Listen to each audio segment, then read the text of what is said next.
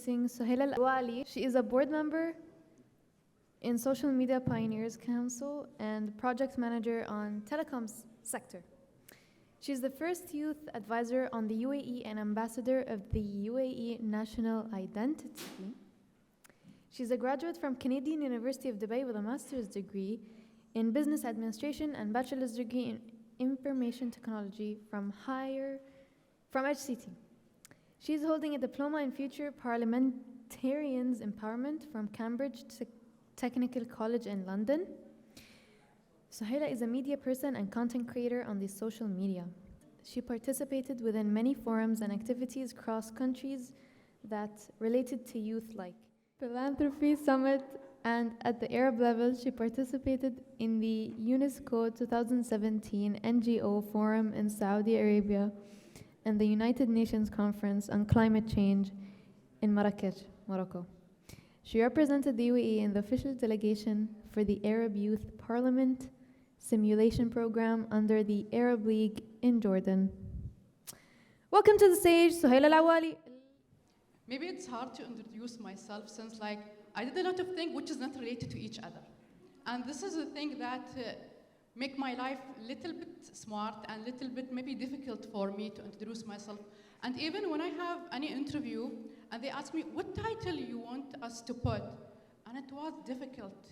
Which title did I need to choose to be on the presentation or titles on the TV show? So this is me, Suhaila. And today I will tell you a story of empowerment and a story of myself. So let's start beginning and ask, what is empowerment for you? I need to see hands and I need to listen to the answers today. Yes?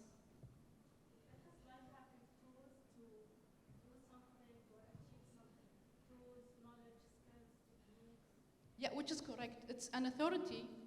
Yes, go ahead, please. It's finding your potential and making sure that you are always finding your best version of yourself. So empowerment is finding the best version of yourself. I feel like everyone has a potential that they need to find. And this is correct. It's the authority that you're given to someone just to have a chance in the life. So why we need an empowerment today in our life? It's important to have it, yes or no? Yes. And why? We need this empowerment in our life. It's a chance. No, for me, it's like feeling the inner power and believing in my own potential so I can really make a difference in my life and in the life of other people. Great.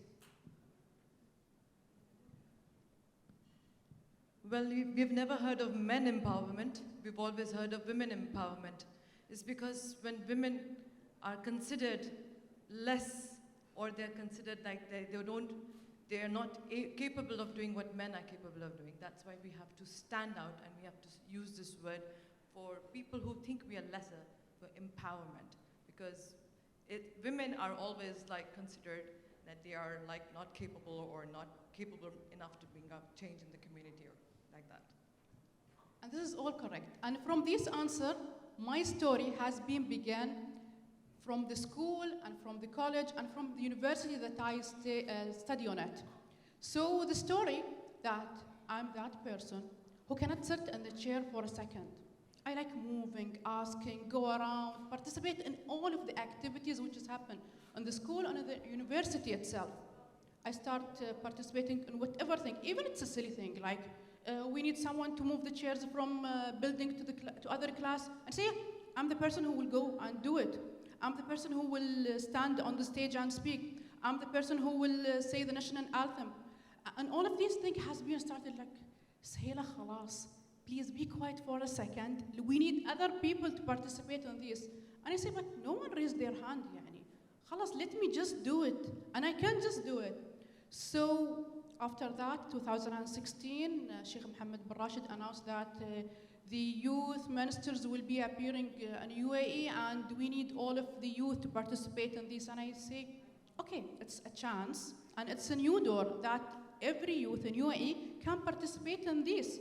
And alhamdulillah, I was participating on the local youth councils in Ras Al Khaimah. And I was, yeah, it's a chance. Let's work together with the ministries to empower the youth and other youth to become a leader even and see what youth can do within UAE. And in that time, youth was 60% of the populations on UAE, which is a huge number actually. And then we just start working with the youth, and then a lot of stories has been happening behind this since I tried to create the youth council within my sectors. And I remember that word when I go to HR and told them, we need to build a youth council within our sectors just to show that in a telco, there is a youth, they are smart and clever. And they told us, Suhaila, why we need it? We need it to show the role models of the youth, which is there. Since we have an engineers, which is a women's and a ladies, they can do a lot of things. And it's passed. Alhamdulillah, we created, and it's successful. Actually, I am a project manager with a 10-year experience. So the story, which is go behind the project manager, I remember these tasks. My manager came to me and told me, Suhaila, you will go to the site and put this device to that building. And I say, okay, I will be going to this building and just put the device, the big device on the rack. And the train was bringing all of the equipment. And my colleague was sitting down and told me, Yalla Suhaila, show us how you will do it. And I just jump on the track and try to carry all of these heavy devices. And I say, it's too heavy. And he say, I know. It's too heavy to you to carry it, but we need to work and bring it down. And we bring it, and I fix the device. I remember that it was in Mirdif. We fixed the device, and everything was fine. And I returned back to my manager on the next day and told him, I do it. And he say, yeah, you do it. And it was a test for you, if you will say yes or no. And you pass it, actually. And today I will tell you, خلاص Suhaila, no more go to the site and you will be sitting on the office since you pass the test. And it was nice to passing the test. And jumping to other stories, as I mentioned on the biography, is like I'm also a media person. So what I remember from the school, I love to speak. I love like to give a talks. And one day, my friends who's working on the radio told me, Suhaila, why you don't do like a radio show in Ramadan?